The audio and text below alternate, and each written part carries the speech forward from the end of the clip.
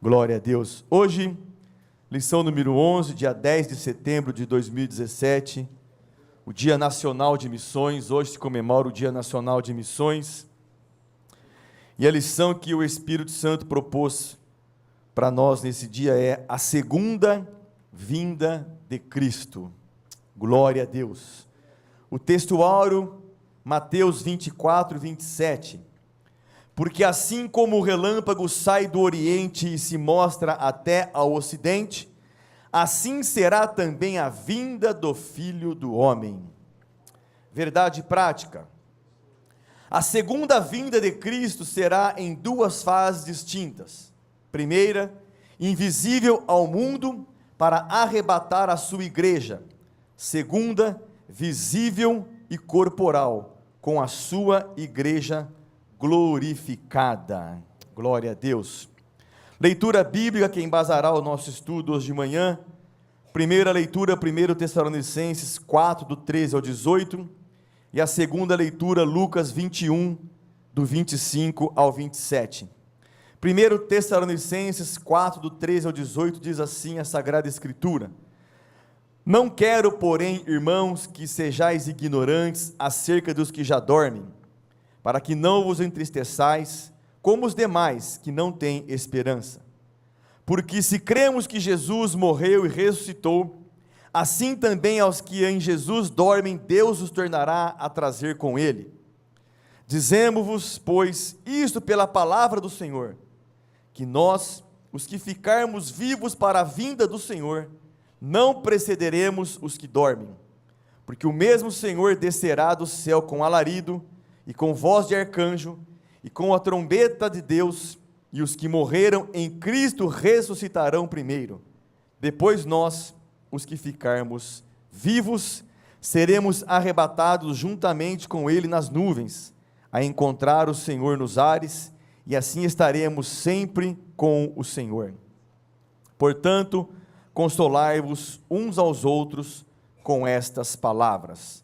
Lucas 21, do 25 ao 27, e haverá sinais no sol e na lua e nas estrelas e na terra, angústia das nações e perplexidade pelo bramido do mar e das ondas, homens desmaiando de terror na expectação das coisas que sobrevirão ao mundo, porquanto os poderes do céu serão abalados.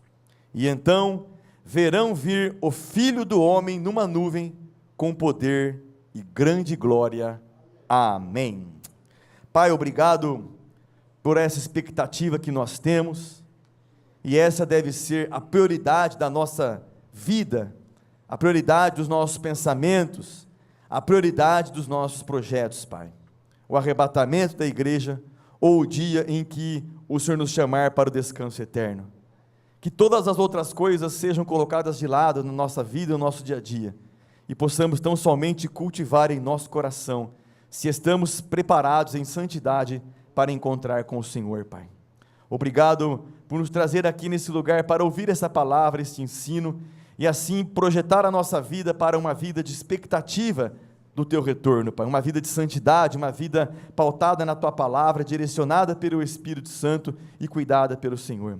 Abençoa-nos hoje de manhã, corações sejam abertos, mentes sejam flexíveis para o operar do Teu Espírito Santo em nossas vidas, e cada um que estará ministrando a Tua palavra, sejam orientados e capacitados pelo Teu glorioso Espírito Santo. Fica conosco, fala conosco, é o que nós te pedimos, em nome de Jesus Cristo.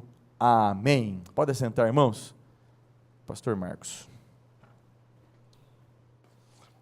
A paz do Senhor para os irmãos, amém. Queremos também dar aqui as nossas boas-vindas aos nossos amigos da IBD Online, nossos irmãos, todos os domingos, que possamos ter um domingo maravilhoso. É bem verdade que para alguns já é tarde e outros estão amanhecendo. É difícil dizer um horário preciso, pois estamos num fuso horário que contempla aí momentos diferentes, Porém, nós estamos aqui às 9 horas da manhã, Campinas, São Paulo. Amém? Queridos, nós temos hoje um assunto de suma importância, como os demais assuntos de suma importância. Porém, hoje nós temos um assunto muito palpitante, que vai tratar algo que interessa muito o povo de Deus, que é a segunda vinda de Cristo. Todo mundo cristão deve assegurar nesse assunto de uma forma assim muito clara, porque estamos vivendo assim momentos que antecedem a vinda de Cristo. Estamos vivendo momentos que antecedem esse grande evento. Não existe um evento maior para acontecer do que este. Então, eu penso que nós devemos olhar para esse assunto com muito carinho, com muito cuidado, porque a Bíblia fala mais da sua segunda vinda do que da primeira vinda, né? Se nós temos aqui o nosso assunto, a segunda vinda de Cristo, é porque teve a primeira, né? A primeira já aconteceu. E os profetas profetizaram, e próprio Deus também, ali no Éden, disse àquele casal que isso ia acontecer, e depois, ao longo da história, foram vaticinadas pelos profetas que ele ia chegar. E ele chegou a primeira vez, de uma forma assim muito humilde, né? Nasceu ali na cidade de Belém, e de uma forma assim muito modesta, ele veio, enfrentando todas as dificuldades inerentes da época, e cresceu, e aos 30 anos ele iniciou seu ministério, e aos 33 anos ele morreu, foi sepultado, e ao terceiro dia ele ressuscitou. E antes dele ir para o céu, num conjunto de 500 irmãos, ele se despediu dos seus discípulos, dos seus seguidores. E na sua despedida ali no Monte das Oliveiras, ele começou a subir lentamente, diante dos olhos daqueles que o acompanhavam, que lhe ouvia. E subitamente apareceu 2 anjos ali naquele lugar. E disse: olha, da mesma forma que ele foi, ele vai voltar. Da mesma maneira que ele subiu, ele vai voltar. A Bíblia diz que ele foi levitando lentamente, lentamente, até que uma nuvem o cobriu. E eles permaneceram olhando, olhando. Parece-me que eles estavam querendo procurar entre as nuvens aonde Jesus estava. Mas aqueles 2 anjos disseram: olha, ele já foi assunto aos céus. Ele já foi recebido. Então, queridos, a mensagem é esta: ele vai voltar. Ele vai voltar. Amém? Quantos estão esperando a volta de Jesus? Amém? Ele vai voltar. Agora, parece-me, irmãos, assim, que não é uma mensagem que ultimamente tem sido pregada. Não há muito interesse em muitos lugares em pregar a vinda de Cristo, porque esta mensagem não traz muitos recursos. Não é levado para muitos lugares, não é proclamado. Porém, é a mensagem do momento: Jesus voltará. Amém? Às vezes nós dizemos assim, Jesus está voltando. Não é o mais correto, apesar que ele está voltando. Mas o mais correto é dizer que ele voltará. Amém? Ele voltará. Muito bem, vamos para a nossa introdução. A Bíblia mostra a segunda vinda de Cristo em duas fases. A primeira é o arrebatamento da igreja, e a segunda é a sua vinda em glória. Entre esses dois eventos haverá na terra grande tribulação. O julgamento divino sobre todos os moradores do mundo, e no céu, o tribunal de Cristo seguido das bodas do Cordeiro. O nosso enfoque aqui é a fundamentação bíblica desses eventos. Mas o tema escatológico não se esgota com o que trataremos e a sua continuação se dará na próxima lição.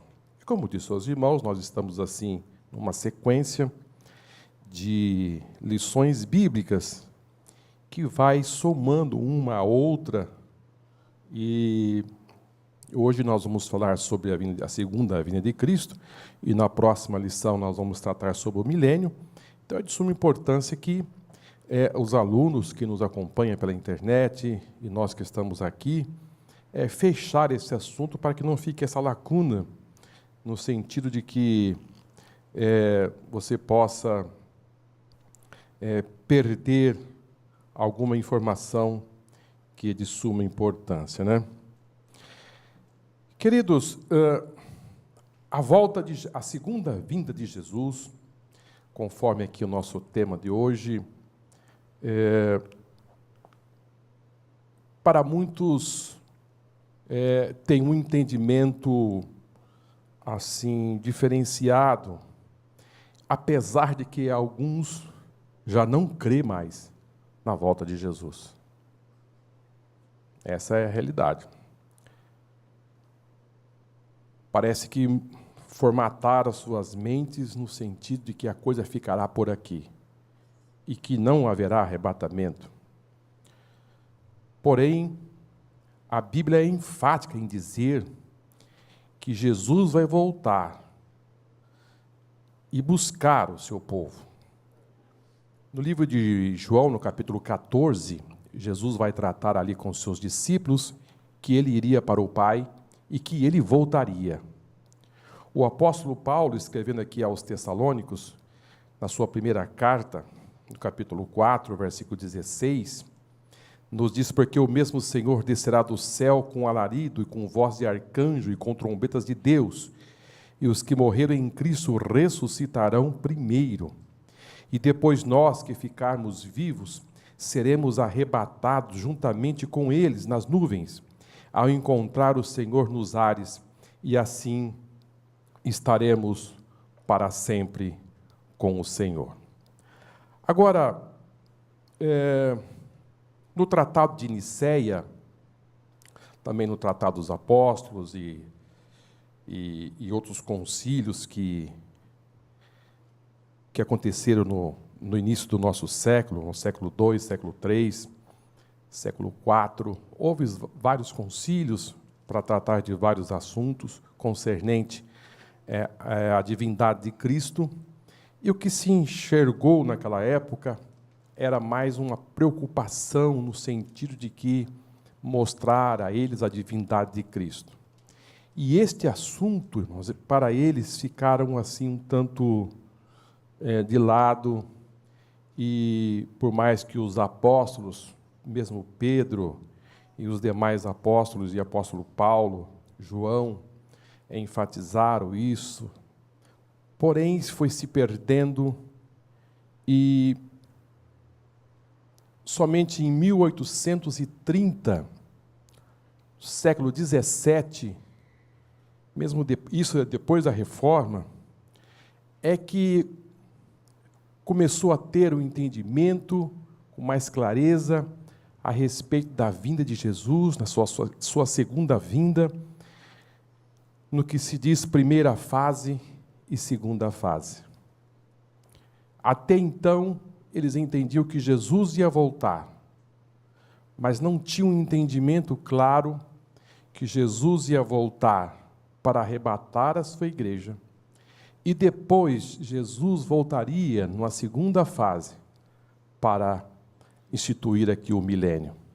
Então, irmãos, percebe que atravessou milênios sem ter esse entendimento a respeito da vinda de Jesus, na sua segunda vinda, do que tange a primeira fase e a segunda fase. E hoje, como é que se entende? Preciso lhe dizer a vocês que, ainda hoje, há muitos que pensam ainda assim. Essa é a realidade. Muitos ainda pensam que não vai ter essas duas fases. E que vai vir uma vez, e é a única vez, e nunca mais. E vai se fechar numa fase apenas. Mas, queridos, Jesus ele vai voltar na primeira fase de uma forma assim, muito rápida. Como aconteceu ali no Monte das Oliveiras, que aqueles 2 anjos disseram, assim como ele foi, ele vai voltar, na sua primeira fase, Jesus não vai descer aqui na terra. Ele vai parar nas nuvens. E nas nuvens vai acontecer aquilo que nós já lemos aqui de uma forma muito rápida. Aqueles que morreram em Cristo ressuscitarão primeiro, e depois nós, os que estivermos vivos, seremos transformados e juntos subiremos para estar com o Senhor, a encontrar com Ele nos ares. Esse entendimento eles não têm, no sentido de que haveria essa primeira fase e a segunda fase, que Jesus vai voltar em glória. Mas, quando a gente olha para a palavra de Deus, isso está muito claro. É muito visível essas duas fases da vinda de Jesus em glória. Agora, há aqueles que pensam que isso vai acontecer muito rápido, no sentido de que o inimigo vai tentar impedir a igreja ser arrebatada, por isso Jesus vai fazer isso muito rápido. Não, queridos, não é por aí. Não se deve alimentar esse tipo de entendimento, porque ninguém vai deter a noiva do Cordeiro. Ninguém vai segurar aqui a noiva, por isso tem que ser muito rápido. Isso foi no sentido de que Deus determinou que isso seria de uma forma muito rápida. Um arrebatamento seria num abrir e fechar de olhos. A coisa será, em questão de fração de segundo, a igreja do Senhor já não estará mais na terra. Tanto aqueles que já partiram, e tanto aqueles que estão vivos. Paulo vai dizer a respeito daqueles que partiram e daqueles que estão vivos. Tanto eles como nós, que estivermos vivos, sairemos daqui de uma forma muito rápida, em que o mundo não vai perceber esse movimento, só vai notar o desaparecimento das pessoas. Jesus chega a dizer que isso vai acontecer por aqueles que estarão trabalhando, estando 2 no campo, um será levado e o outro será deixado. Jesus vai dizer que haverá 2 pessoas que estarão na mesma cama dormindo, um será tomado e o outro será deixado.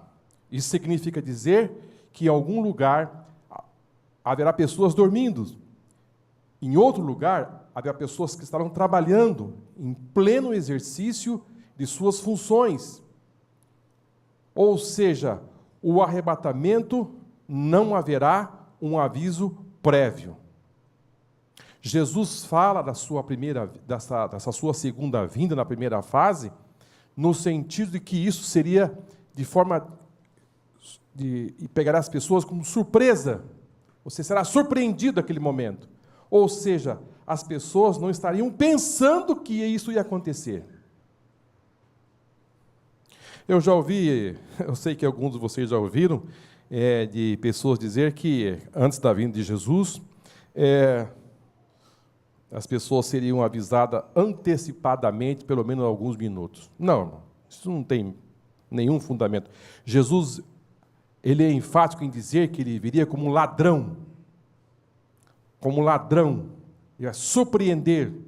As pessoas serão surpreendidas naquele momento e as pessoas estariam trabalhando, dormindo e não estariam esperando aquele momento. Agora, Jesus, ele deixou algo assim, no sentido de que ia acontecer algumas coisas que ia preceder a sua vinda, no sentido de que haveria alguns fenômenos, alguns problemas sociais, terremotos, avanço da ciência, o amor de muitas pessoas iriam se esfriar, ou seja, a situação do mundo não estaria assim em um equilíbrio.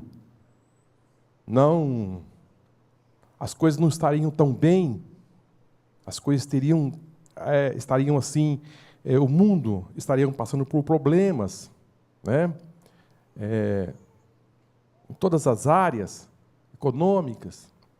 Eu pergunto aos irmãos, que haveriam guerras, rumores de guerras, terremotos,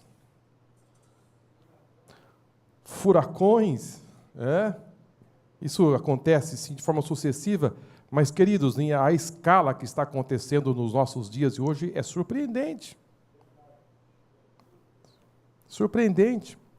Ou seja, o mundo está sendo chacoalhado e Deus está, de alguma forma, avisando que o fim está próximo. E o que a igreja do Senhor deve estar preocupada? Qual deve ser a nossa preocupação?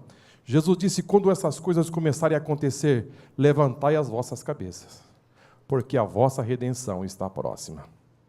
Então, ter esperança, irmãos, ficar com esperança nesta vida, não. A nossa esperança está nele. Amém? Somente nele. Tudo nos mostra que Cristo já volta. Amém? Mas vamos continuar aqui. Fonte de predição. Não há outra fonte de predições verdadeiras a não ser a Bíblia Sagrada, por meio da qual Deus nos diz tudo o que precisamos saber sobre os eventos do porvir. Ela é a única fonte confiável. Esses eventos são uma série de acontecimentos do epílogo da história da humana que envolve o arrebatamento da igreja, a vinda de Jesus em glória, o juízo de Deus sobre a terra no fim dos tempos, o futuro glorioso de Israel, o reino mileniar de Cristo, são acontecimentos anunciados desde o princípio do mundo, desde Enoque até o apóstolo João, o último dos apóstolos, no livro do Apocalipse. Então, queridos, quem prediz que isto iria acontecer, que esses fatos iriam acontecer, não é fruto de uma imaginação humana.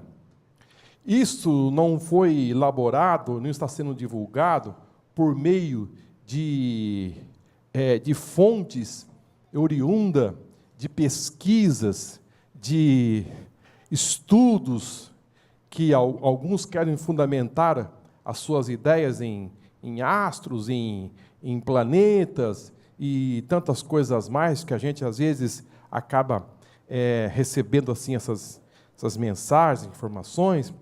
Queridos, o evento que está para acontecer, a volta de Jesus que nós estamos aguardando, chegou ao nosso conhecimento e está sob o nosso conhecimento, é a palavra de Deus. É a palavra de Deus, foi Jesus quem falou que ele iria voltar. Amém? Os anjos disseram que ele ia voltar. O apóstolo recebeu do Senhor também a informação que ele iria voltar. Há mais profecias a respeito da sua segunda vinda do que a primeira vinda. Se é a primeira vinda, os profetas profetizaram que ele ia vir e ele veio, queridos, a volta de Jesus agora é certo. Nós não podemos descuidar desse grande acontecimento que está para acontecer diante dos nossos olhos. Amém? Nós devemos estar atentos. Se ele disse que ele vai voltar, ele vai voltar. Eu parece-me ver assim Jesus dizendo aos seus discípulos que ele ia voltar e que ele iria para o Pai, e parece-me sentir que os discípulos ficaram assim tristes, porque depois de um tempo convivendo juntos, e Jesus começa a despedir deles, dizendo que ele ia para o Pai, mas Jesus confortou os corações dos discípulos, dizendo: olha, eu não vos deixarei órfãos, eu voltarei para vós. Eu quero que onde eu estiver, vocês possam estar também. Então, eu penso que é um desejo muito grande dele voltar para buscar o seu povo, buscar a sua igreja. Mas isso só vai acontecer, irmãos, no momento certo. No momento certo, ele vai chegar. Tudo está convergindo para isso, mas ninguém sabe. Jesus chega a dizer que isso está concentrado no Pai. Concentrado no Pai. Muito concentrado no Pai.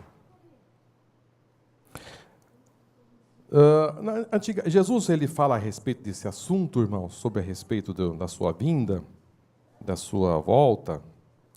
Ele faz assim uma alusão a respeito desse encontro. É interessante que o casamento judaico, eu não sei se isso acontece hoje, estão espalhados, ou seja, mas antigamente Jesus faz alusão dessa vinda dele, como acontecia o casamento naquela época, em que o noivado acontecia, né? Então, acontecia o noivado, o moço ia para a casa do seu pai, e a moça ficava na casa dos seus pais. Mas o moço saía, o noivo saía de regresso para as suas terras, e ali na casa do seu pai ele começava a fazer os preparativos para o casamento. Então, o pai ia começar agora a fazer todo o trabalho, juntamente com o filho, no sentido de preparar para o casamento. É impressionante como Jesus faz assim uma comparação da sua vinda. Então o noivo começava a preparar, e era o pai que ia dizer, o pai do noivo que ia dizer o dia do casamento. Não era a moça que marcava a data. Não eram os pais da moça que marcavam a data. Mas sim era o pai do moço que ia dizer: filho, é agora, está tudo pronto, pode buscar a sua noiva. Nem o noivo marcava. Eu me lembro que quando eu namorava uma moça, antes de me casar com a Leonilda, o pai da moça falou: olha, já faz alguns meses que você está namorando, então vamos pegar uma folhinha aqui e vamos marcar a data do seu casamento. Eu fiquei assustado. Falei: espera aí, eu não tenho condições agora, estou começando. Ele falou: não, vamos marcar já, deixar tudo marcado, o noivado e o casamento. Eu falei: então tá bom, vamos marcar então. Aí arrumaram a data do noivado, do casamento. Eu saí lá assustado. Falei, saí da casa da moça com a data do noivado e do casamento marcado. Cheguei em casa assustado, porque me pegaram de surpresa. Agora, No mundo judaico, irmãos, acontecia exatamente assim. O moço recebia a ordem do pai, disse, vai buscar a sua noiva. A noiva ficava esperando, ela sabia que qualquer momento o noivo ia chegar. E que ele ia bater na porta dizendo, chegou o momento do nosso casamento. Você percebe que seria assim um negócio, eu penso que seria assim um negócio, assim, até surpresa, porque a moça ficava na casa do seu pai, dizendo, a qualquer hora, o meu noivo vai chegar. Eu devo estar preparada com meus enxovais, não é assim? Quem tem filha moça, vai preparando, não sei se hoje é assim, mas eu lembro que minhas irmãs ficavam preparando os enxovais para o casamento, com as coisinhas todas. É assim ainda, né? Ah, tá. Então, o moço chegava subitamente, meia-noite. Batia na casa da noiva e disse, chegou a hora. E ele vinha com aquela carruagem bonita, e pegava a noiva, levava para a sua casa, e começava a festa. A festa de 7 dias de festas, eles entravam na sua recâmara, e depois de 7 dias de festas, ela saía junto com ele, e entrava para a grande festa das bodas, que era o almoço, quando o noivo ia servir a noiva, naquele almoço lindo, juntamente com os convidados, e aí assim se fechava o casamento. Queridos, é exatamente o que Jesus vai fazer conosco. Ele vai nos surpreender. Haverá um momento que ele vai chegar. E ele disse com muita precisão que ele ia nos surpreender com a sua chegada. E o que nós devemos estar o quê? Preparados. Eu devo estar preparado para esse momento. Nós devemos estar preparados para esse grande evento. Amém? Muito bem. Sobre a diáspora judaica. As profecias apontam de antemão as 2 dispersões do povo judeu e as suas respectivas restaurações. A primeira diáspora, Jeremias 16 e 13, e o seu retorno em Esdras 1, de 1 a 3. A segunda diáspora, anunciada pelo próprio Senhor Jesus Cristo, e cairão a fio de espada, e para todas as nações serão levados cativos, e Jerusalém será pisada pelos gentios, até que os tempos dos gentios se completem, com seus respectivos retornos depois de mais de 18 séculos, a terra e os seus antepassados, tal como for anunciado pelos profetas do Antigo Testamento, como Jeremias, Ezequiel, Amós, Zacarias e Zacarias. Muito bem, irmãos. Diáspora. O que quer dizer diáspora? Judaicas. Diáspora judaica significa dizer dispersão. O povo de Deus, ele foi disperso, eles foram espalhados. Se nós voltarmos ali na velha aliança, nós vamos ver que o povo de Deus, ele sofreu o primeiro grande embate, quando Nabucodonosor invadiu a cidade de Jerusalém, pelo menos em 2 ou 3 ataques muito violentos, e destruiu totalmente a cidade, templo, saqueou tudo que tinha de bom, levou cativo aqueles que faziam parte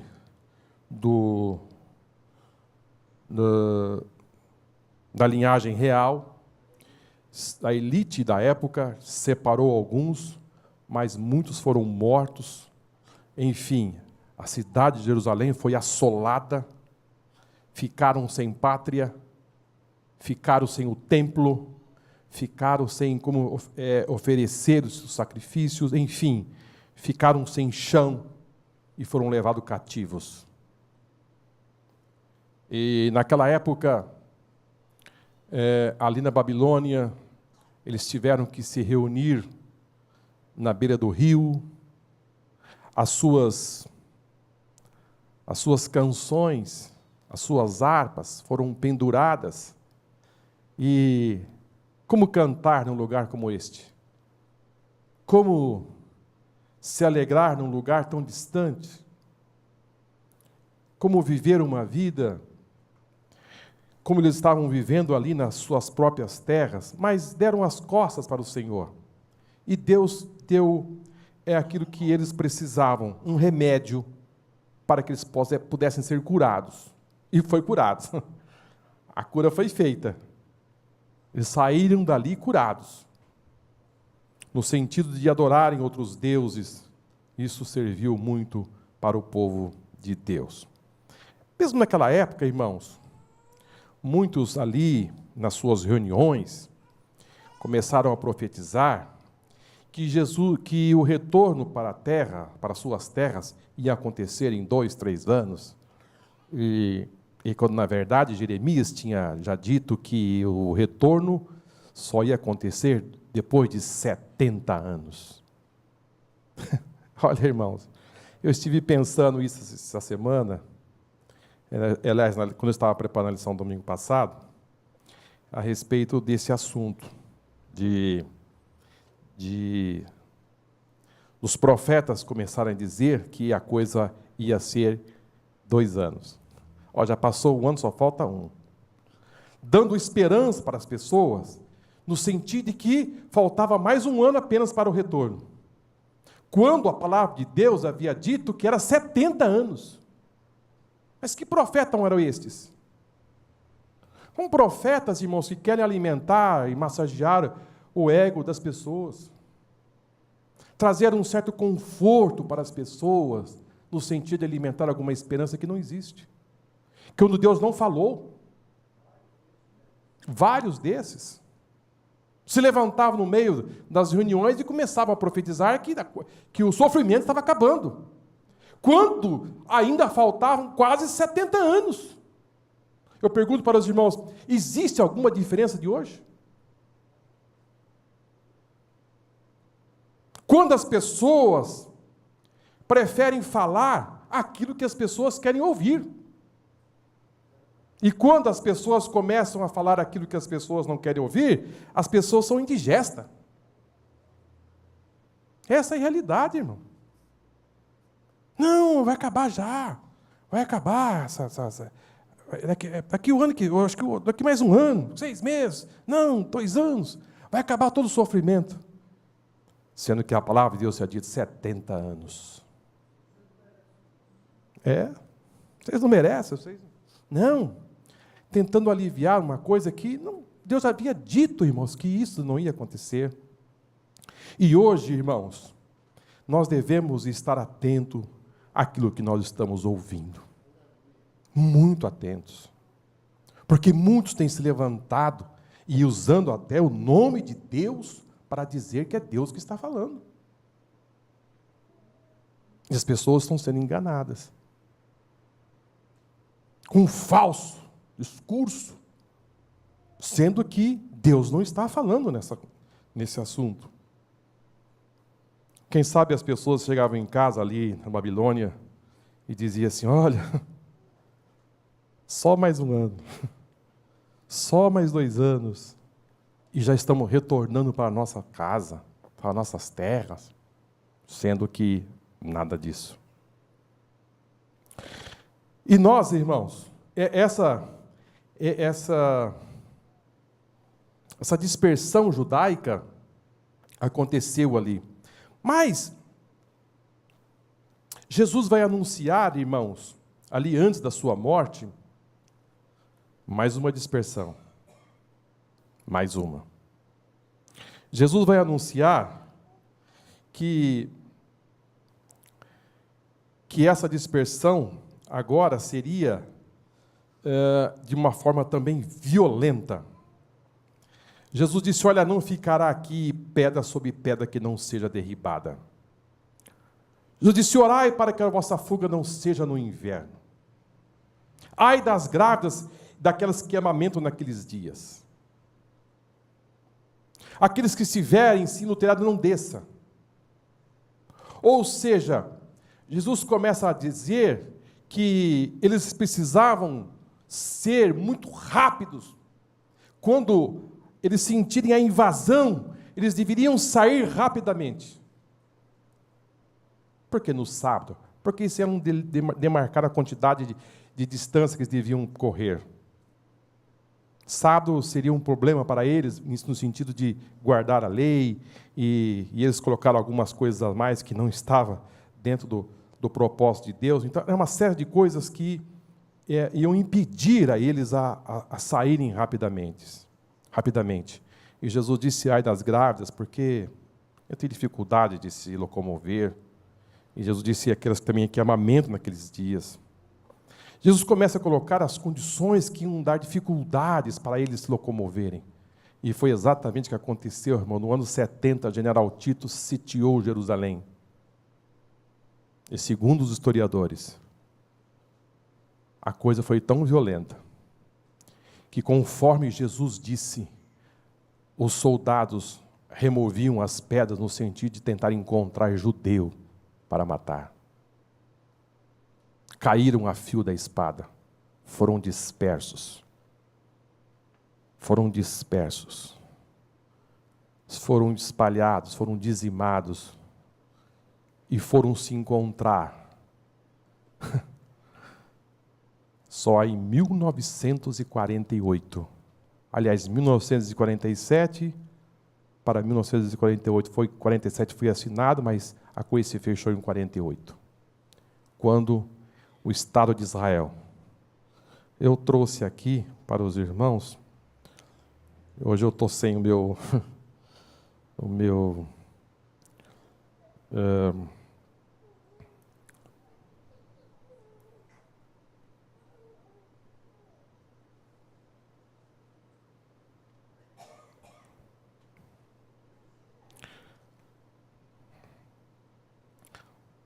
a quantidade de judeus que moravam na cidade de Jerusalém. Apesar que em 1917 ela não chamava Jerusalém, né?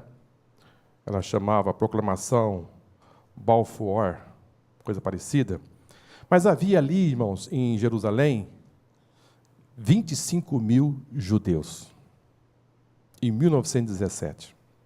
Em 1922, 83 mil judeus.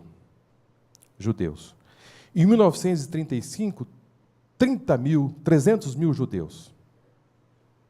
Em 1937, 430 mil judeus. Em 1945, 500 mil judeus. Em 1948, 800 mil judeus. Em 1956, 1.900.000 judeus. Em 1967, 2.800.000 judeus. Em 1973, 3,3 milhões. Em 1983, 4 milhões de judeus.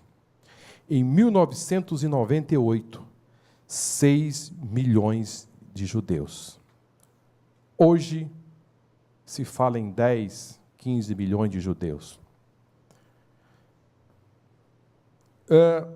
Mas percebe que, quando Jesus fala aqui, que eles seriam dizimados, em 1917, lá na cidade, tinha apenas 25 mil judeus. E hoje, passa da casa dos 10 milhões. Aquilo que Jesus falou, irmãos, aconteceu.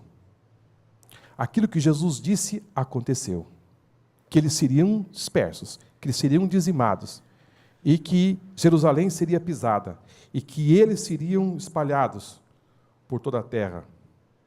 E assim aconteceu com esse povo.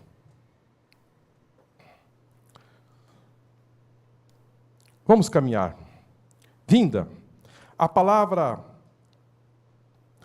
parousia, que se pronuncia parousia, é uma declinação do grego, significa vinda, chegada, presença, volta, visita real, advento, chegada de um rei.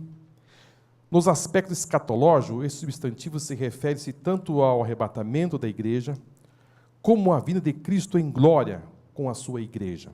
Em outro termo, erchomai, ir, também vir. Duas coisas opostas, sim, desde que se considere o movimento entre os pontos de partida e ao ponto de chegada. Para quem está no ponto de partida, é ida, mas para quem estiver no ponto de chegada, é vinda. Esse verbo aparece em referências à vinda de Jesus. Como citei para os irmãos aqui, em João capítulo 14, versículo 3, quando Jesus fala que ele iria voltar para buscar a sua igreja, ele vai usar essa palavra parousia, ele vai usar esse termo no grego. Também a sua vinda em glória, Atos 1:11, Judas 14 e Apocalipse 1:7. O nosso comentarista, irmãos, ele teve o cuidado de buscar no grego, para dar aqui ênfase a respeito dessa palavra grega, parousia, no sentido de vinda, a chegada, porque essa mesma palavra no grego, ela é usada na primeira fase e na segunda fase. Porque na primeira fase, a palavra é vinda, usa essa mesma palavra parousia, mas também na vinda de Jesus em glória, também usa essa mesma palavra grega. Porém, a vinda de Jesus para buscar a sua igreja, ela vai ser uma vinda secreta, em que o mundo não vai ver, mas a segunda vinda, na segunda vinda da segunda fase, todo olho verá. Todo olho verá. Será notório.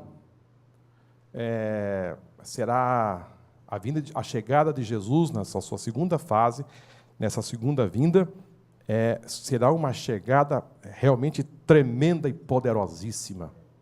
Muito poderosa. Por que poderosa?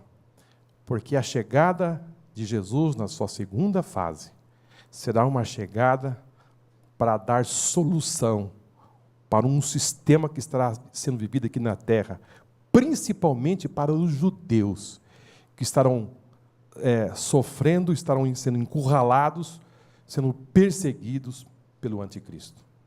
Então Jesus chega como dando salvação para uma situação muito adversa do povo judeu.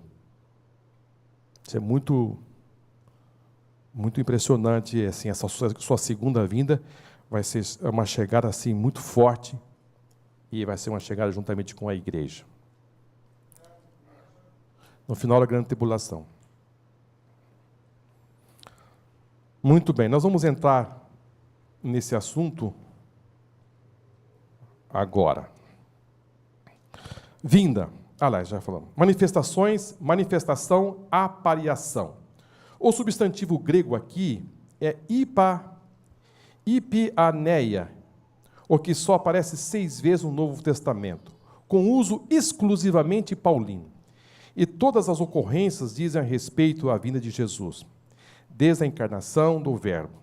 O apóstolo Paulo exorta os crentes para uma vida irrepreensível até a aparição do nosso Senhor Jesus Cristo.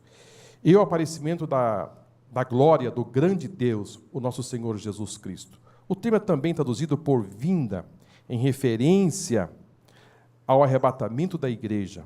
O apóstolo emprega ainda para ser referido à segunda vinda de Cristo em glória.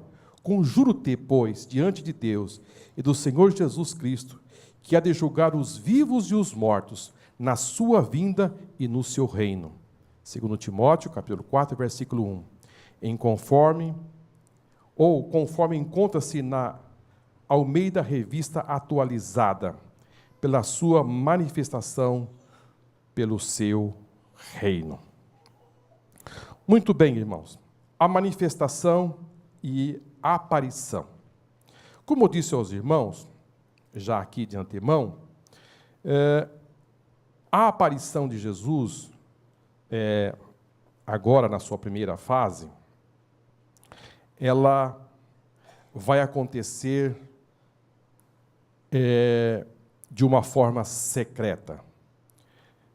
Vai ser algo repentino, vai ser algo muito rápido, não vai dar tempo para as pessoas se prepararem para fazer alguma coisa no sentido da chegada dessa manifestação. Agora, no livro de Mateus, no capítulo 24, nós vamos encontrar ali Jesus dizendo muito a respeito dessa vinda, porém, eu preciso dizer aos irmãos que aqueles versículos que se fala praticamente do primeiro até o versículo 15, 16, depois do 17 em diante, Jesus está falando para os seus discípulos e tratando esse assunto. Eu penso que Jesus fala ali com muito cuidado, porque essa manifestação da vinda de Jesus vai preceder algo que vai acontecer aqui na Terra, que eu penso que de uma magnitude muito grande. E Jesus começa a dizer dos acontecimentos que iriam acontecer aqui na Terra quanto à sua vinda em glória. Alguns acontecimentos, irmãos, estarão acontecendo aqui na Terra, no sentido de que ia mostrar como indicador da aparição de Jesus em glória aqui na Terra. A linha, irmãos, é muito próxima. Por que eu digo muito próxima? Porque entre a vinda de Jesus na sua primeira fase e na sua segunda fase, o tempo será muito pequeno. Vai se distanciar apenas aproximadamente 7 anos de distância entre a primeira e a segunda. Por que eu digo para os irmãos assim, aproximadamente 7 anos? Porque vai se valer 7 anos a contagem quando o povo de Israel se fizer assinar uma aliança com o anticristo. Porque em Daniel capítulo 9, versículo 27, vai dizer assim que é necessário que vai acontecer uma aliança, e depois desta aliança vai se contar esse tempo. Isso é muito importante frisar, porque a coisa vai precisar ter um acordo com ele para que se feche essa contagem de tempo. Revelação. O termo Apocalipse. O apóstolo Pedro emprega essa palavra para se referir ao arrebatamento da igreja. Esse termo é traduzido ainda como manifestação, também em referência ao arrebatamento da igreja. De maneira que nenhum dom vos falta, esperando a manifestação de nosso Senhor Jesus Cristo. Ou, de acordo com a versão Almeida Revista Atualizada, aguardando-vos a revelação de nosso Senhor Jesus Cristo. Revelação. Essa palavra revelação não vai ser revelado, não vai ser mostrado para o mundo, isso para eles ficará oculto. Assim como aconteceu ali no Monte das Oliveiras, que tudo ficou assim visível para os discípulos e para aqueles que estavam ali acompanhando, os 500 irmãos que viram a ascensão de Jesus, eles puderam presenciar. Agora também, irmãos, o arrebatamento da igreja só vai sentir e passar por esse processo a noiva de Cristo. Ninguém mais vai ver. Ninguém vai presenciar, ninguém vai ver nada. Somente a igreja, somente a noiva, somente os salvos irão passar por esse processo. E a Bíblia diz que nós seremos arrebatados, nós subiremos a encontrar com o Senhor Jesus nos ares. Tudo isso de forma muito secreta. ninguém vai presenciar, ninguém vai ver absolutamente nada. Tudo ficará assim muito oculto, e essa manifestação, o arrebatamento da igreja, será exclusivamente para o povo de Deus.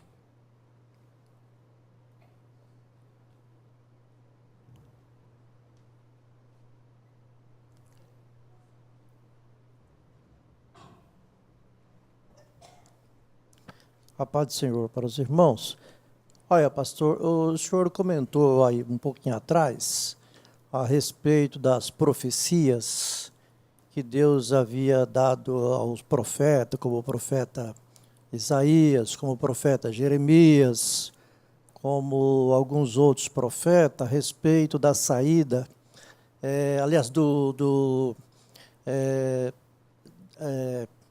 da correção que Deus ia dar ao povo de Israel, que inclusive com a saída deles da terra, né, que ia ser levado para a Babilônia, para outros lugares e tal, em relação a uma correção que Deus estava fazendo com o povo dele, porque não estavam obedecendo a sua palavra. Quando o senhor disse isto, eu comecei muito forte vir em mim, até fiz uma guerra comigo mesmo, se eu diria ou não, certo? Então, a palavra de Deus é uma coisa que ela tem que cumprir, certo? Então, teve uma época, por exemplo, que eu tive uma revelação, já numa outra fase da igreja de Campinas, e eu tive uma revelação um dia, num sonho, que eu chegava à igreja, a nossa igreja 7, tá? E que havia ali um grande culto, mas que as principais pessoas que estavam à frente estavam muito preocupadas com a palavra que daria ao povo, mas estavam preocupados com outras coisas, inclusive com coisas monetárias. Isso eu vi grandemente naquele trabalho. E apareceu, inclusive havia ali as pessoas muito preocupadas, inclusive com dinheiros, contando, e não estava preocupada com o povo, de dar a palavra ao povo. E um anjo estava ali, e um anjo dizia assim: isto é a Assembleia de Deus, certo? Até contei isto a um pastor, inclusive um grande pastor que nós temos. Ele disse para mim na época: rapaz, você não fala isso para ninguém, senão pode sobrar para você, certo? Irmão, quando Deus tem que cumprir sua correção, irmão, não tem para ninguém, certo? E isso aconteceu mais tarde, tudo. E até lembro que nós estávamos numa santa ceia, quando aquela santa ceia foi, na verdade, desvirtuada, na verdade, aquele culto para outros assuntos. E eu lembro que Deus levantou uma pessoa dentro daquele trabalho, nem daquele culto, de uma profecia. E Deus dizia, em parte, porque foi bafada a profecia, para que não fosse divulgada a profecia. Olha o tamanho da sequência. Para que não fosse mais partes de ouvir. Deus falando: eu tomarei conta da minha casa. Amém. E outras partes foi abafada para que não... E prosseguiu a reunião. Então, tudo, irmão, que Deus mostrou, aconteceu. Porque a Bíblia fala, se Deus julga a sua casa, né? Quanto mais aqueles que estão lá fora, que desobedecem a sua palavra. Então, por exemplo, o povo de Deus aí, eles estavam sendo corrigidos, levados para outras nações. Deus não queria aquilo, né, pastor? Deus não queria aquilo lá, que eles fossem dizimados, que eles fossem levados para outras terras, e era o povo de Deus. Quando eu vejo, por exemplo, essas questões que Deus fez lá com o povo de Israel, que era um povo que ele amava, né? Era menino dos seus olhos, mas por desobedecer a sua palavra, foi levado para a terra, para os estranhos, para ser julgados por eles. né? Até que voltar à sua terra mais sarados. Isso acontece nos nossos dias, né? Existem muitos cristãos que, na verdade, como o senhor disse lá no início, né, que muitas pessoas não estão pensando na volta de Jesus, estão pensando em coisas corriqueiras da vida e nem estão colocando atenção sobre isso. E existem também aqueles que se dizem teólogos, que se dizem conhecedores da palavra de Deus, mas que desvirtuam aquilo que é santo, aquilo que é sagrado, levando as pessoas a pensar em outras coisas, mas não no reino de Deus. Tá? Então, tudo isso, pastor, quando Deus fala, acontece mesmo. Perfeito. Amém. Deus abençoe. Muito obrigado, querido, pela participação. Irmãos, nós estamos aqui como arauto, irmão, como arauto do rei, para dizer, eu penso que há muitas pessoas sendo enganadas, irmão. É lamentável, irmãos. Muitas pessoas sendo enganadas no sentido de distorção do Evangelho. O Evangelho distorcido no sentido de buscar os seus interesses apenas. Não buscar o crescimento, a salvação de almas, de vidas, aquilo que a nossa igreja começou no primeiro século. E, infelizmente, Jesus disse que isso ia acontecer.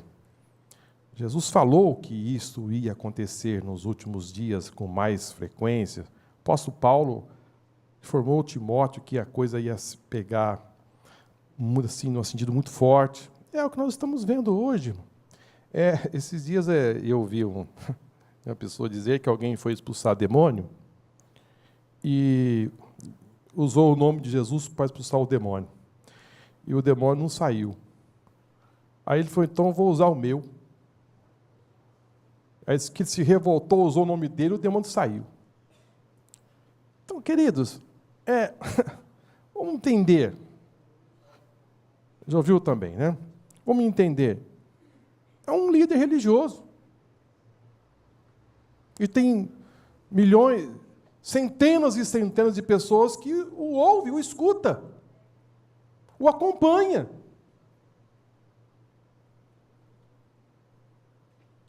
É lamentável, irmãos. Eu digo para os irmãos assim, com dor no coração. No sentido de, o que eu posso fazer? No sentido de, como é que eu vou conseguir reverter esse quadro? E Jesus disse, olha, essas pessoas não vão entrar e vão impedir muita gente a entrar no reino. E assim caminha muitas pessoas, à procura de alguma coisa, à procura de alguma solução para o seu problema financeiro, problema familiar, problema da sua empresa, problema das coisas desta vida. Preocupação com as coisas desta vida. Mas, e a respeito daquilo que Jesus falou, que ele viria buscar o seu povo, a sua igreja, a sua noiva, que nós deveríamos estar preparados para isso, que nós deveríamos pregar o Evangelho. Eu penso, irmãos, com muita precisão, que depois que Jesus ressuscitou, os discípulos ainda estavam com as suas mentes ainda voltadas para as coisas concernentes dentro do plano que eles viviam sob o domínio romano. Jesus havia ressuscitado, Jesus estava ali comendo com eles, ficou 40 dias, e eles ainda estavam com as suas mentes voltadas para o restabelecimento do reino de Israel. Jesus, ele ainda lhe perguntaram, Senhor, quando o Senhor vai restabelecer ainda os templos em Israel? Jesus não falou nem que isso não ia acontecer. Jesus não falou, não, isso não vai acontecer. Mas Jesus chegou e disse, não vos compete saber o tempo e as estações que Deus determinou pelo seu próprio poder. Mas ser-me-ei testemunhas, tanto em Jerusalém, como em Judéia, Samaria e até os confins da terra. Então Jesus respondeu, irmãos, dando a ele uma ordem para eles fazerem. Então, a nossa preocupação aqui hoje, do povo de Deus, é o quê? Ganhar as almas para o Senhor Jesus. Essas almas chegam até nós e nós iremos cuidar dessas almas no sentido de mantê-las firmes para aquele grande dia da volta de Jesus. Esse é o nosso trabalho. Vamos caminhar, né? Arrebatamento da igreja. É o rápido dos santos na terra. É um acontecimento global e simultâneo em todo o planeta. A profecia contempla até os fusos horários, pois uns estarão dormindo à noite e outros trabalhando nesse exato momento. Esse evento será inesperado, algo rápido, em fração de segundo, invisível ao olho humano. Num momento, num abrir e fechar de olhos, ao ressoar da última trombeta, a trombeta soará, os mortos ressuscitarão incorruptíveis e nós seremos transformados.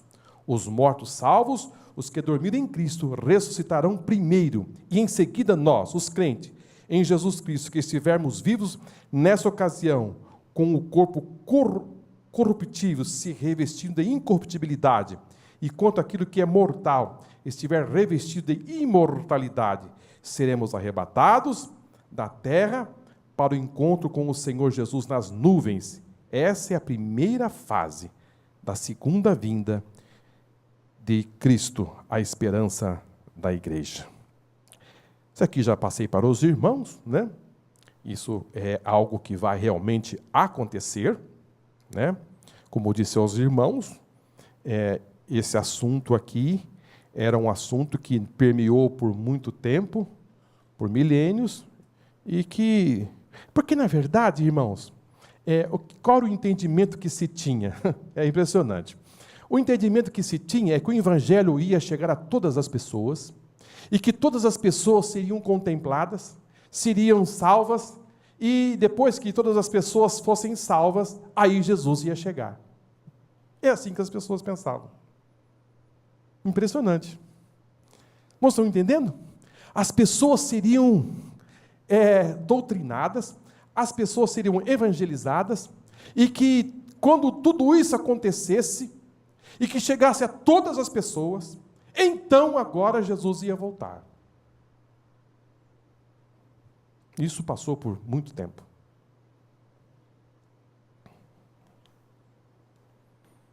Não, queridos.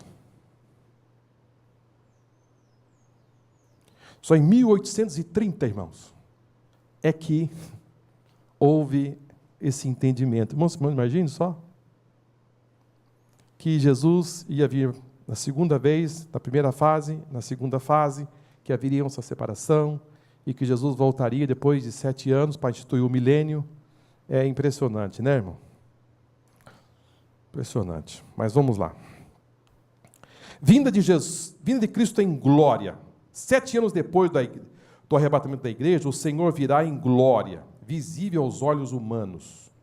Nesse período humano, nesse retorno de Jesus à terra, ele virá acompanhado dos santos.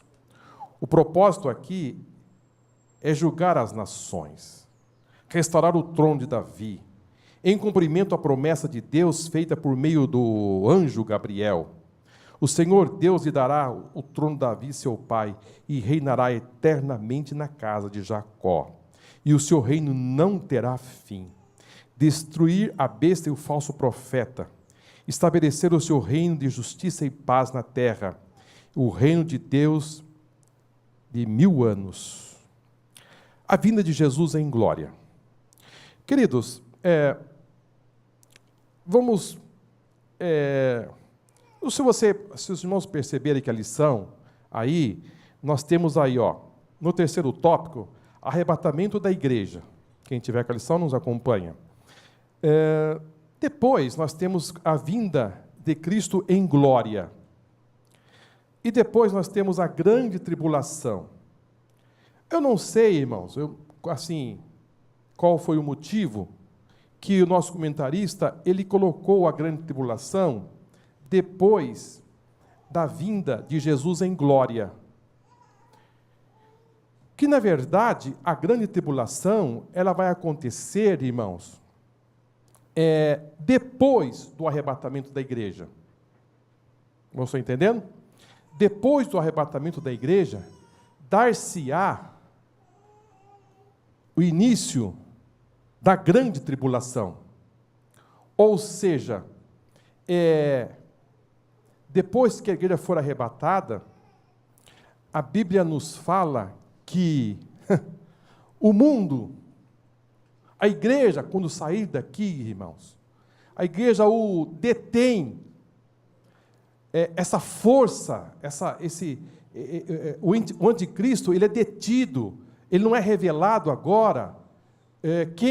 Eu sei que há muita especulação por aí, que é fulano, que é ciclano, não sei se é só eu que ouço, mas fulano. Queridos, a Bíblia não revela.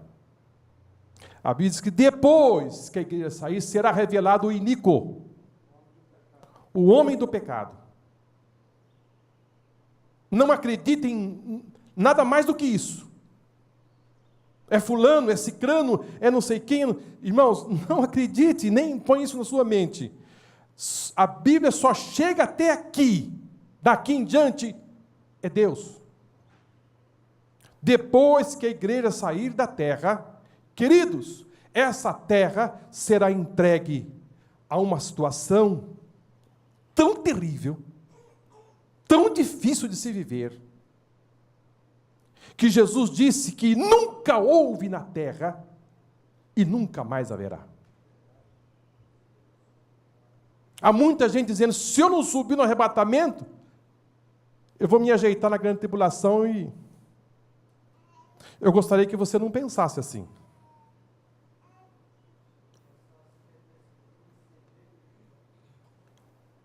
Se você está à escuta desta voz aqui, se você até hoje pensou desse jeito, muda a sua forma de pensar. Porque se Jesus disse que nunca houve um tempo tão difícil de se viver, vai ser a grande tribulação. Quando, irmãos, a força do mal, a força do pecado, estará interagindo entre os povos.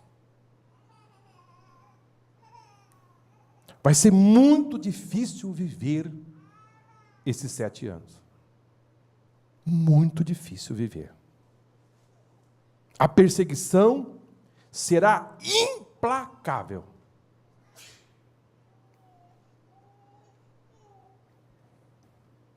Agora, pode ser que você já se perguntou por que vai ter a grande tribulação. Você já fez essa pergunta? Por que Deus vai... Por que vai ter a grande tribulação? Não existir isso? Alguma vez você já se perguntou, você que está me ouvindo pela internet, ou nós que estamos aqui, por que vai ter a grande tribulação? Dias tão terríveis. Olha, irmãos, se nós formos pegar a história da humanidade, nós vamos levantar momentos aqui, vamos pensar as aflições que sofreu o povo de Deus na mão de Hitler.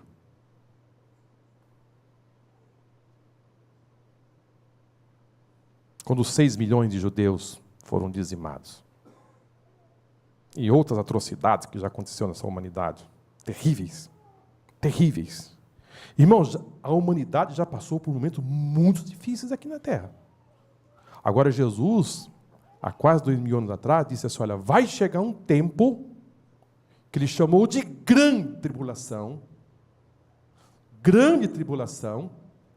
e Jesus disse, nunca houve na terra e jamais haverá. A Bíblia chega a dizer, irmãos, que sangue vai dar na venta dos animais. Vai correr sangue, irmãos, em grande quantidade. E as pessoas irão...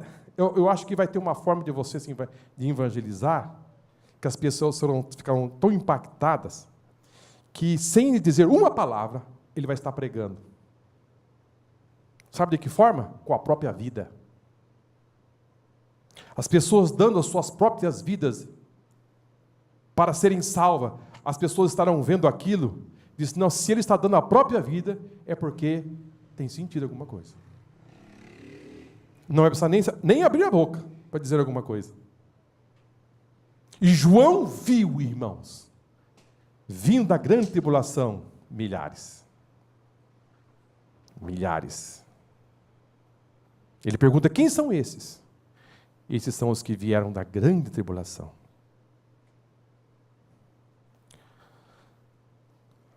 Será um período, irmãos.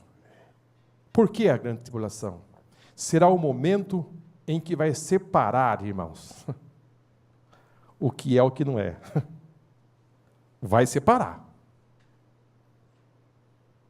Vai separar. Hoje, irmão, fica misturado. Né? Fica tudo misturado pelo meio aí. Mas na grande tribulação, vai ter que decidir. A decisão vai ter que ser feita. E aí começa. Vai ter que decidir. Ou seja, irmãos, na grandeza, na soberania de Deus, Deus te coloca você numa condição para você decidir. Porque muitos hoje, infelizmente, passam pelas igrejas, frequentam as igrejas, mas não estão definidos. Até recebe, mas não aceita. Ouve, mas não crê. Vocês entendem? Muitos hoje procuram os templos, procuram as igrejas, para resolver os seus problemas, mas não querem saber do Senhor, Deus, Filho de Deus. Não querem saber. Não querem saber de cruz. Não querem saber de cruz. Isso não interessa. Olha, queridos, eu tenho 2 minutos. Eu fazia tempo que eu não ia em uma igreja. Fazia muito tempo que eu não que eu não saía daqui. Me convidaram para ir a uma igreja. Disse, vamos lá. Disse, tá bom, vamos nessa igreja.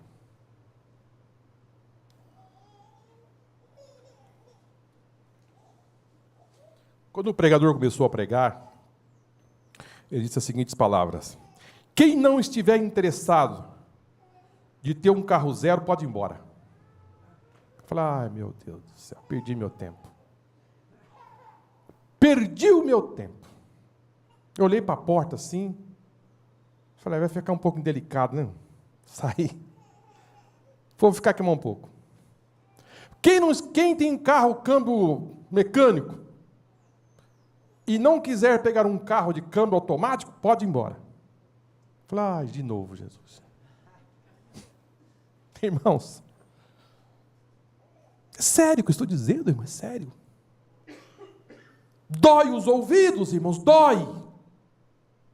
Eu digo, olha assim, mas eu estou numa igreja, eu estou em um lugar de, como é que se fala? Que motivações, né? Palestras de você sair motivado a ter um carro prosperidade, câmbio automático. Quem mora de aluguel e não quer ter sua casa própria, pode sair.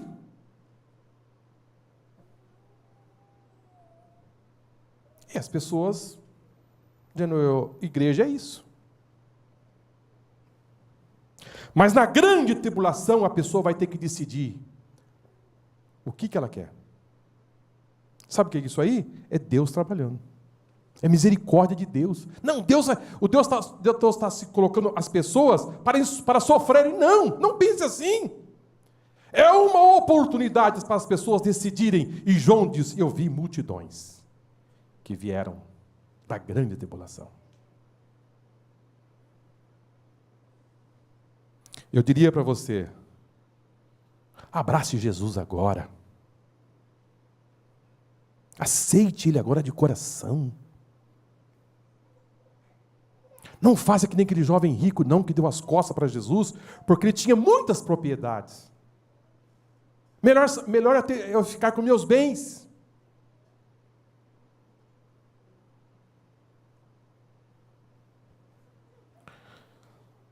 Jesus disse que a grande tribulação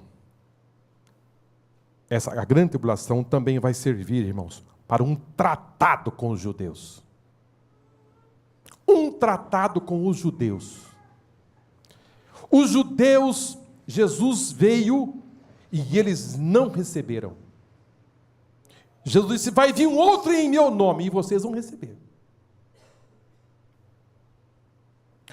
Na metade da semana, a Bíblia de Daniel fala tempos, e metade de um tempo, 3 anos e meio, 1260 dias, ou 42 semanas. Ele rompe com o povo de Deus, com o povo judeu, e lá no templo, ele vai fazer cessar o sacrifício. Vai levantar a sua imagem. E vai fazer que os judeus adorem. Os judeus, espera aí, senão não vamos fazer. Os judeus vão romper a aliança com ele. E aí vai ser o momento em que ele vai sair dali e vai levantar um grande exército para invadir Israel. A perseguição contra Israel será implacável. E a Bíblia diz que Deus vai, de alguma forma, usar a natureza para tentar frear, irmãos, o avanço do anticristo contra o povo de Deus. Vai arrumar alguma forma, porque senão, irmãos, não fica ninguém vivo. E a Bíblia diz que lá no Vale do Megido, outros denominam como Batalha do Armagedon. É um campo enorme, aonde já se travou muitas batalhas.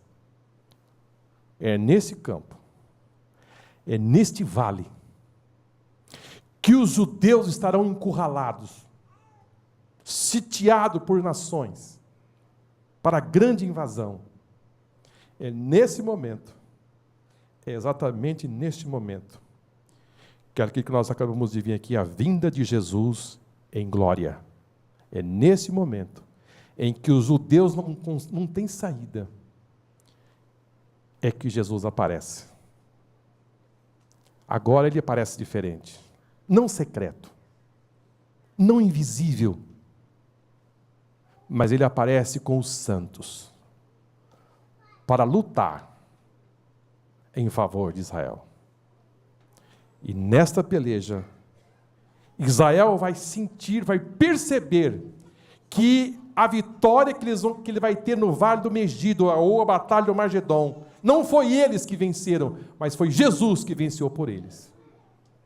E naquele momento, não dá mais tempo, as nossas horas já passaram, mas eles vão cair em si e entender que este Messias, que está pisando o Monte das Oliveiras, que está se defendendo do norte e do sul, e que batalhou por eles, e que eles prevaleceram, é o mesmo que eles mataram há 2000 anos atrás. Aí, queridos, é quando a Bíblia fala que haverá muito choro, haverá muita lamentação, mas haverá uma grande manifestação do poder de Deus, é quando Israel será todo salvo. Eles vão entender perfeitamente o que aconteceu no passado. Mas aí, queridos, o plano de Deus é perfeito, irmão. O plano de Deus é perfeito. Muitos deram as suas vidas. Muitos, milhares deram as suas vidas. E agora Israel se converte ao Senhor. Se volta para o Senhor. Mas percebe que Deus consegue fazer de uma forma tão linda, irmão. Tão maravilhosa. É por isso que é bom ter o entendimento do plano, para não ouvir um pedaço e dizer, mas por que Deus está permitindo essas coisas? Por que Deus está permitindo? O plano de Deus é sempre restaurar o homem. buscar o homem. Muito bem. A grande tribulação é o período da transição entre a dispensação da igreja do milênio e o tempo de angústia e sofrimento sem precedente na história. Também conhecido como Dia do Senhor, a igreja não passará por esse período, que é conhecido como a grande tribulação. Será a era do anticristo, identificado como a besta, o falso profeta, será a porta-voz do anticristo que enganará o povo por meio de falsos milagres. O anticristo fará um concerto com a nação de Israel por uma semana de anos, que são 7 anos, né? Mas, na metade desse período, o concerto será rompido, pois os judeus descobrirão que fizeram um acordo com o próprio diabo. Nossa, irmão.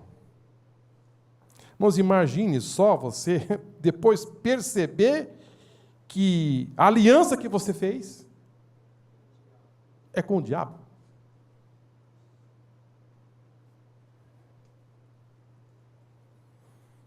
Só a partir daí é que começa o período da angústia. Todos esses horrores estão registrados a partir do capítulo 6 do Apocalipse. Depois você leia, irmãos, capítulo 6, vai ter as taças que vão cair sobre a terra. Vai ser muito forte.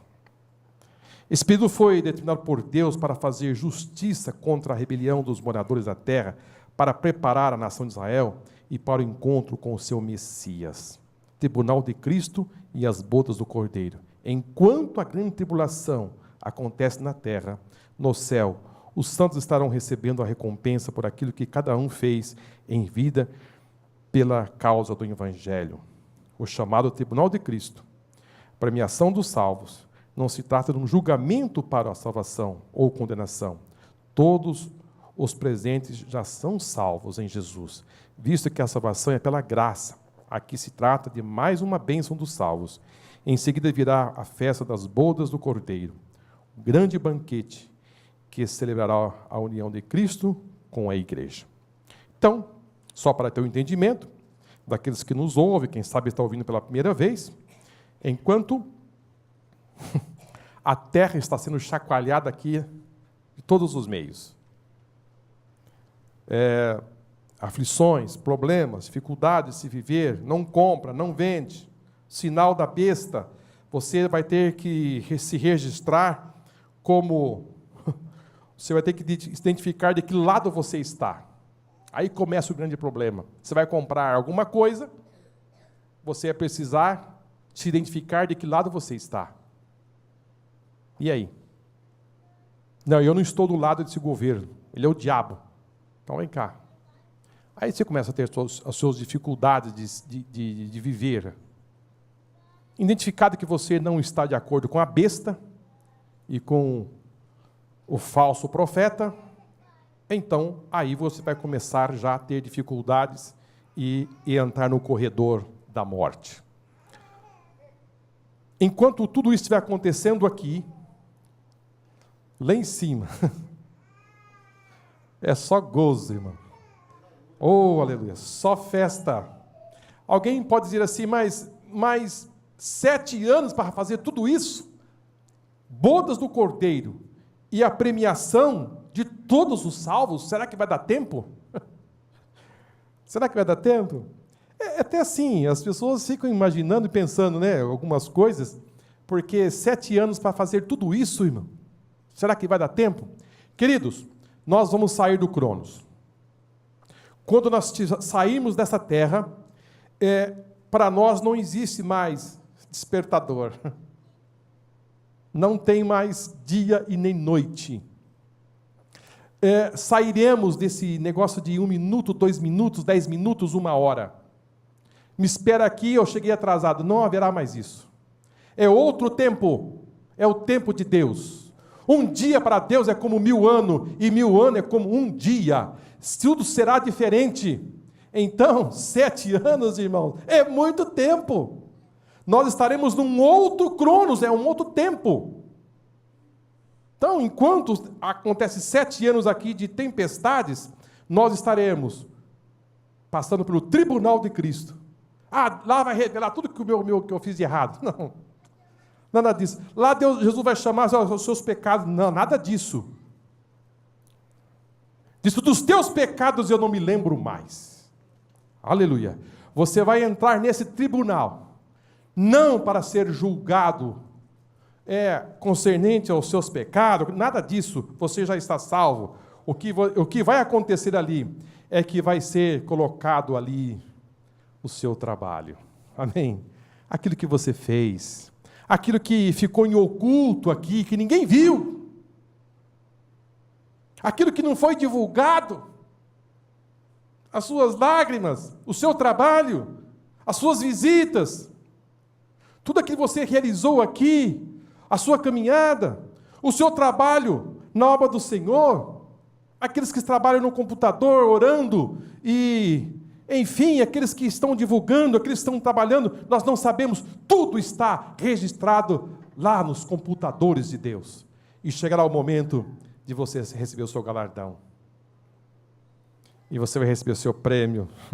Vai ser lindo, né, irmão? Cada um recebendo o seu. Depois que você recebeu o seu galardão, o seu prêmio, você vai entrar para as bodas do Cordeiro, a grande festa, a grande ceia. E a Bíblia diz que é Ele que vai servir. É Ele que vai nos servir. É Ele que vai preparar tudo para nós. Nós ficaremos ali sentados, recebendo tudo. Os galardões e as bodas do Cordeiro. Queridos, que Deus nos abençoe. Que Deus nos ajude. Que nós possamos, irmãos, de alguma forma, aguentar firme, irmão. Não é fácil. Diria para os irmãos, não é fácil, não. Não é fácil. É simples? É assim, tira de letra? Não. Tem as suas dificuldades. Principalmente o ministério do ensino, irmãos, é um ministério muito espinhoso. Muito espinhoso. É um trabalho que eu penso que todas as áreas da igreja passam pelo ensino. Aqueles que, basicamente os ministérios da igreja, tudo aquilo que envolve passa pelo ensino. E eu vi um comentarista dizer que o ministério do ensino é como um andaime. A construção começa a subir se você precisa do andaime, né? E o andaime, você vai pisando nele para receber o material, receber a carga e fazer com que o edifício vá subindo. É o ministério do ensino. Às vezes você recebe uma pisada. Às vezes você não é entendido. E assim é um ministério muito sofrido.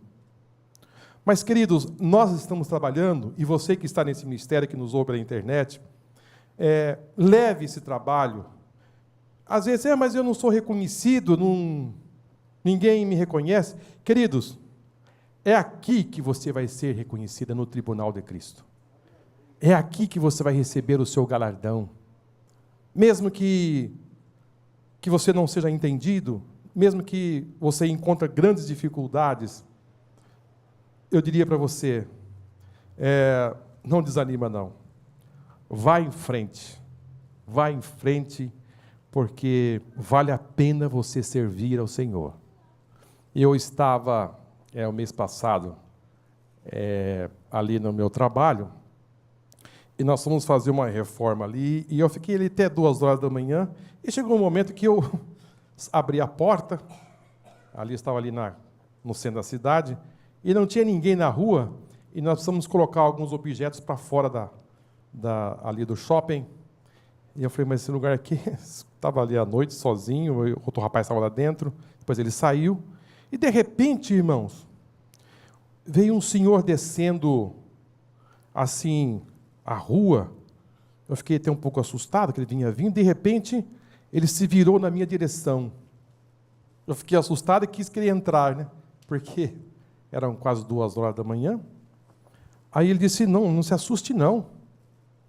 Fiquei quieto, ele falou, sabe por que eu me dirigi até você? Eu disse, não. Ele disse, porque eu estava descendo aqui, eu vi você todinho de branco. Eu vi você todinho de branco. Eu não disse nada a ele, disse, não, pode ficar tranquilo. Eu lhe vi você vestido todo de branco e fique em paz. Eu disse, amém. Ele falou, eu sou missionário, trabalhei em missões na África. Aí ele falou de alguns países que ele participou, ali ele trabalhou, e ele estava se dirigindo para a casa dele, mora em outra cidade. Ele disse, não se assuste não, eu sou homem de Deus. Falei, amém. De que igreja que você é? Ele disse, eu sou da Assembleia. Eu disse, então, Pai do Senhor, Pai do Senhor. E ali, irmãos, naquele momento, ele começou a me dirigir algumas palavras que confortou meu coração. Impressionante como Deus trabalha, como Deus ele conhece o nosso coração e ele vai exatamente no ponto cirúrgico e a causa até espanto. Eu fiquei até assustado, porque nunca imaginava que uma pessoa naquele momento, naquela hora, Deus ia trazer uma palavra para confortar meu coração. E associado a isso aí, irmãos, eu não sou muito de pedir oração, mas eu gostaria que os irmãos orassem muito por mim, para que Deus me abençoasse, me desse força para, assim, continuar esse trabalho. Porque há momentos que penso assim, não tenho força para continuar.